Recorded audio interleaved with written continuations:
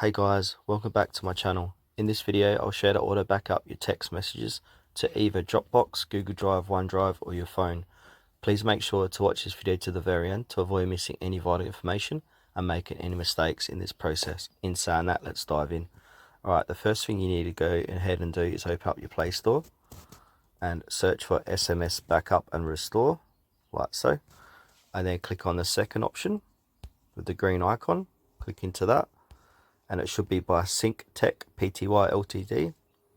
And once you've downloaded and installed that, click on open, and then you're brought to this main page here, the home page of this app. And then on the second option here, it says no schedule backups. So what you need to do is set up a schedule and then toggle messages on. You can also do call logs if you like. And if you want to look at the advanced options, click into that. So including messages, attachments, and media. All messages, so then your photos and videos will be stored too. Or if you only want to do selected conversation, toggle that. Alright, once that is done, click on to next, and then it will say where would you like to store your messages. So you can choose Google Drive, Dropbox, OneDrive, or your phone.